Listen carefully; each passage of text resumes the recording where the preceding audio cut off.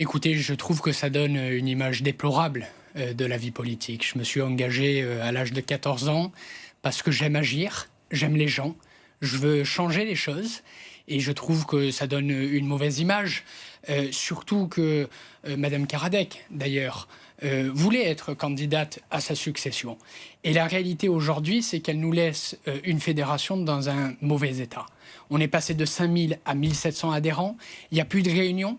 Quand je me suis engagé à 14 ans, on avait les grandes permanences de la rue Sainte-Cécile historique, les grands meetings. Aujourd'hui, on n'a plus tout cela. D'ailleurs, Et vous voulez que ça, je vous voulez veux y revenir. relever avec toutes les personnes de bonne volonté, rassembler largement pour donner un nouveau souffle aux Républicains des Bouches-du-Rhône. Alors, on va en venir à cette candidature. Vous avez adressé une lettre aux adhérentes et aux adhérents. Tout à fait. Les 8 et 9 juin prochains, donc, se déroulera par voie électronique l'élection de la ou du futur présidente ou président du groupe Les Républicains dans les Bouches-du-Rhône. Pourquoi aujourd'hui avoir décidé, alors que vous êtes des vice-président de la région LR, pourquoi avoir décidé de franchir le pas et de vous présenter ? Écoutez, je vous l'ai dit, je me suis engagé à 14 ans, UMP puis LR, je n'ai jamais varié dans mes convictions. C'est ma famille politique, la droite républicaine. Et aujourd'hui, je ne supporte pas de la voir dans cet état-là. Et je souhaite lui donner un nouvel élan, de faire émerger aussi une génération avec des personnes comme Robin Prétot, maire d'Istres, qui a mis fin il y a quelques mois à près de 26 ans de la gauche à Istres.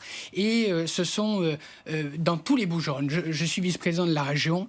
Je veux donner un cap, un élan, donner une vision pour mon territoire et surtout préparer une fédération qui soit forte, puissante et en ordre de bataille pour des échéances importantes que seront notamment les présidentielles. Vous savez, la France, c'est ça qui compte, doit retrouver la maîtrise de son destin. Ça va vite arriver, 2027. Comment on se relève de ce score à Marseille, notamment, de Martine Vassal, de ces 5% et de cette droite affaiblie, battue largement par le Rassemblement national. Comment, en si peu de temps, vous comptez redresser, donner un nouvel élan à cette fédération ? Eh bien, tout simplement en faisant émerger de nouveaux visages, de nouveaux talents, mais aussi en rassemblant largement entre l'expérience et le renouveau, en remettant de la vie militante dans les 16 circonscriptions de notre département. Parce que ce n'est pas uniquement l'élection de Marseille, c'est l'élection de tout le territoire des Bouches-du-Rhône. Et c'est cela aujourd'hui qui m'anime, servir mon territoire, servir mon pays et surtout donner un nouvel élan à notre fédération. Et Bruno Retailleau, qui est le président de notre parti, je suis légitimiste, en aura besoin.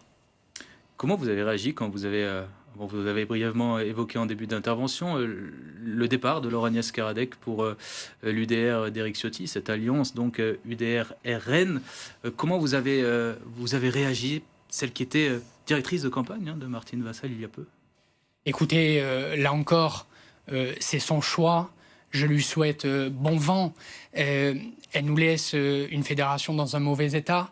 Et aujourd'hui, nous allons relever le défi pour notre famille politique, mais surtout pour notre territoire et notre pays qui en a tant besoin.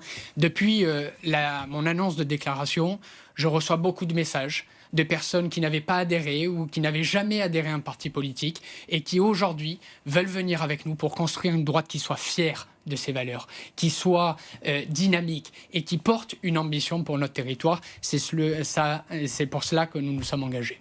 C'est vrai qu'on voit de plus en plus d'élus, d'adhérents partir de la famille Les Républicains pour rejoindre soit le Rassemblement national, soit l'UDR, cette alliance d'extrême droite sur l'échiquier politique. Quelle différence vous faites aujourd'hui entre la droite républicaine et cette droite représentée par le RN et l'UDR ?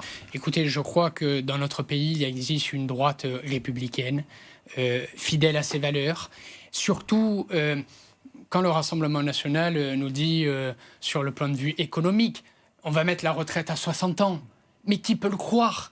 Alors qu'aujourd'hui, alors qu'avant, c'était 8 actifs pour un inactif, nous sommes aujourd'hui à 2 inactifs pour un actif. Et l'espérance de vie s'est allongée. Quand on a 3 500 milliards d'euros de déficit dans notre pays, comment peut-on dire un seul instant qu'on va remettre la retraite à 60 ans. Je pense que cela n'est pas crédible. Et donc, je le dis de manière très claire, nous allons relever notre famille politique. Et j'appelle toutes celles et tous ceux qui refusent l'effacement de la droite à venir nous rejoindre dans beaucoup de villes de notre département, avec Nicolas Isnard à Salon de Provence, avec Alexandre Doriol à La Ciotat, avec Sophie Joissin à Aix-en-Provence, avec beaucoup de maires. Eh bien, ils ont gagné. La droite a gagné. Et nous avons un chemin d'espérance à porter. Et pour cela, je souhaite relever ma famille politique et qu'elle retrouve un élan. Vous souhaitez donc réouvrir ces permanences dont vous parliez en introduction. C'est ce qui manque actuellement. Il n'y a pas vraiment de lien militant sur le terrain ? Il faut retrouver cette flamme militante. Moi, je veux parler à ces femmes et ces hommes qui s'engagent. Quand je me suis engagé à 14 ans et toujours aujourd'hui, je ne fais pas de la politique alimentaire. Je suis avocat, j'ai un métier, j'ai des convictions, j'ai une colonne vertébrale. Et aujourd'hui, je pense que la vie politique a besoin de clarté et besoin de cap. Et bien ce cap, avec celles et ceux qui veulent aujourd'hui me rejoindre, je tends la main toujours à Madame Pila. Elle a refusé la main que je lui ai tendue. Je continue à lui tendre la main parce qu'elle devra être dans mon équipe que je formerai pour qu'ensemble nous relevons les défis qui nous attendent. Vous avez discuté avec elle ? Oui, j'ai discuté avec elle. C'est une femme de qualité. Elle était tête de liste dans les 6e et 8e arrondissements. Elle est aujourd'hui conseillère d'arrondissement d'opposition d'un secteur à Marseille. Et je souhaite qu'elle ait toute sa place dans l'équipe que nous formerons. Si vous êtes élu président départemental, quelle sera votre première priorité dans les premières semaines ? Écoutez, d'abord qu'on devienne la première fédération de France. Il va falloir reconquérir les jeunes qui se tournent désormais de plus en plus vers le RN notamment. Et notamment, et vous faites bien de le dire, il y a beaucoup de jeunes qui m'écrivent. On a besoin de faire de la politique du XXIe siècle sur les réseaux sociaux, mais aussi sur l'humain. On a besoin de s'emparer, le monde change, de s'emparer aussi de ces nouveaux outils. Et voilà les défis immenses qui nous attendent pour redresser notre pays. Et je pense que finalement, les obstacles face à tout ça paraissent dérisoires.